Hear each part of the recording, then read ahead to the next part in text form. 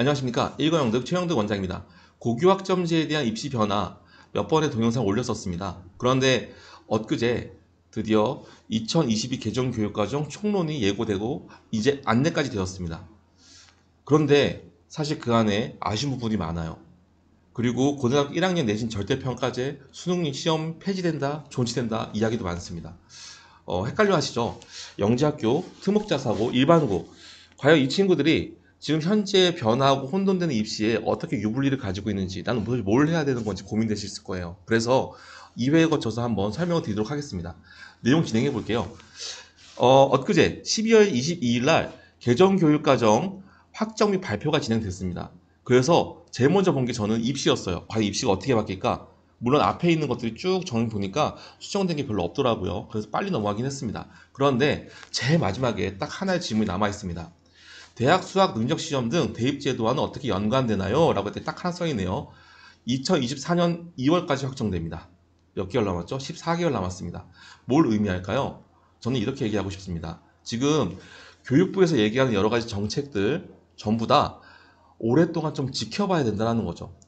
절대평가가 1학년 때부터 지속된다는 건 엄청난 변화고요. 수능이 폐지되고 안 되는 문제는 더 큰 변화입니다. 그래서 이런 것들을 지켜보지만 이렇게 진행된다면 어떻게 될 것인지까지 예측을 해봐야 되겠죠. 그래서 오늘 한번 시작을 해봐야 되는데요. 그보다 먼저 지금 현재 입시 안에서 그러면 각 고등학교별 계열이 어떠한 장단점을 가지고 유불리를 가지고 있는지 봐야겠죠. 그래서 한번 확인해 보겠습니다. 자, 먼저 정시 수능이 있고요. 평상시에 우리가 안내하기 좋게 얘기할 때는 정시의 한쪽 편으로 수시에 대해서 안내를 하지만 저는 정시가 학생부 종합전형, 학생부 교과전형의 사이에 딱 끼어 있다고 생각을 합니다. 어떻게요? 계열들의 유불리를 안내할 때요.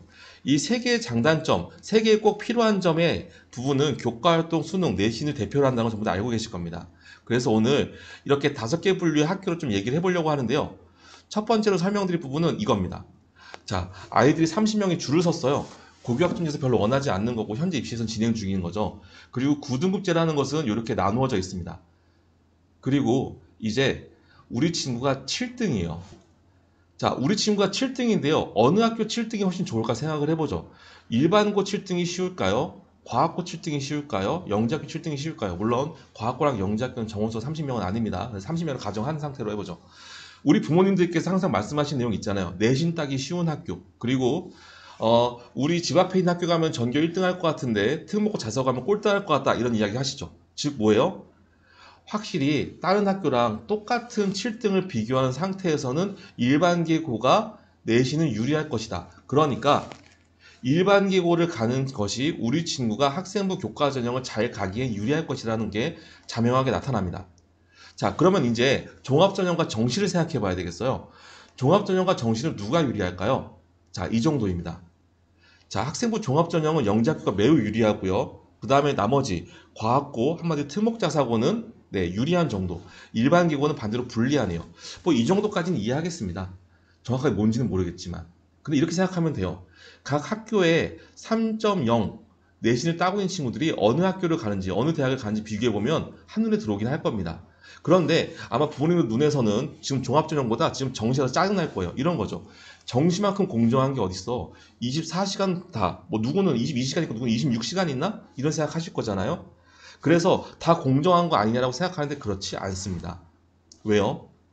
학교에서 공부하는 게 깔려 있는데 공부하는 수업이 수능에 포커스를 두고 있느냐 안 두고 있느냐의 차이가 있다면 분명히 공부할 수 있는 총량, 수능 공부할 수 있는 총량의 차이가 있겠네요. 그쵸?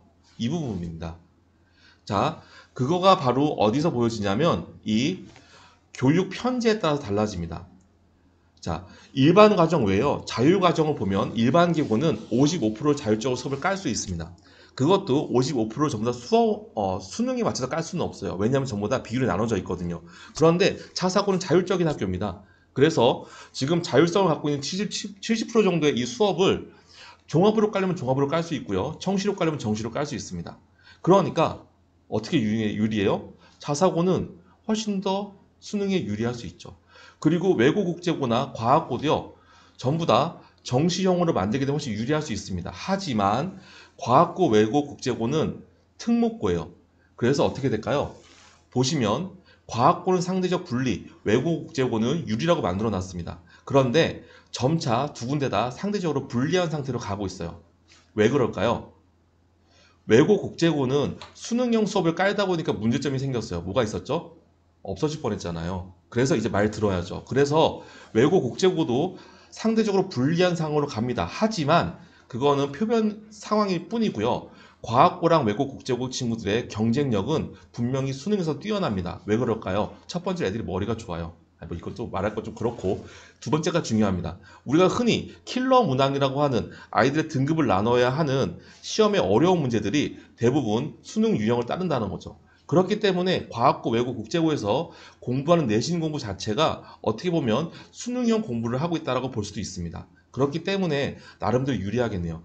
결론적으로 말씀드리면 일반고 친구들이 정시를 준비하는 게 어차피 자사고, 과학고, 외고 친구들이랑 동일선상을 걷고 있다고 생각하지만 또 의외로 그렇지 않다는 겁니다.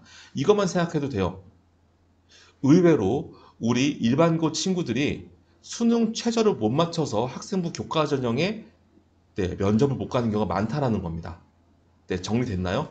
자, 지금 입시는 결과적으로 보면요, 일반고는요, 학생부 교과 전형이 제일 유리하고 정시는 조금 애매하지만 그래도 비슷하고 학생부 종합 전형은 불리해요. 반대로 나머지 학교들은 학종은 유리하고 정시는 애매하게 유리하지만 교과는 확실히 불리해요. 이런 식으로 장단점을 안고 있었습니다. 그런데 고교학점제가 생기면서 변화가 생겨요. 더 중요한 건 이제 이주호 장관님이 내신에서 전 과목을 절대평가하겠다고 던졌습니다. 자, 이 전과 이후에 어떠한 차이가 있는지 설명을 드릴게요. 자, 보시죠. 2015 성적 산출 방식이고요. 2022 개정 교육과정에서 성적 산출 이렇게 하겠다라고 나온 예시의 방안입니다. 어떤 차이가 있는지 보죠. 자, 동그라미가 다른데요. 자, 2015는요, 일반 선택 과목까지 석차 등급이 동그라미예요. 그런데 2022는요, 공통 과목 동그라미예요. 자, 아래 표를 볼까요? 어떤 차이가 있는지. 자, 2015 기준으로요, 수투, 한마디로 수학만 따졌을 때 고등학교 2학년 때 것까지 공부하는 것은 전부 다 성적이 산출돼서 9등급이 나와요. 자, 이해 안 되시죠? 천천히 이해하세요. 자, 2022 개정 교육과정은요, 저기 공통 과목까지만 한마디로 9등급이 나옵니다. 이게 무슨 차이를 주냐고요? 이런 차이를 줍니다. 자, 왼쪽의 케이스를 봅시다. 성적 산출의 케이스를 보면요, 두 친구가 있어요. 1학년 때 1.5와 2.8, 2학년 때 2.0과 1.9, 그리고 3학년 때 A로 나오는 선택 과목의 비율이 한 50% 정도 되고요.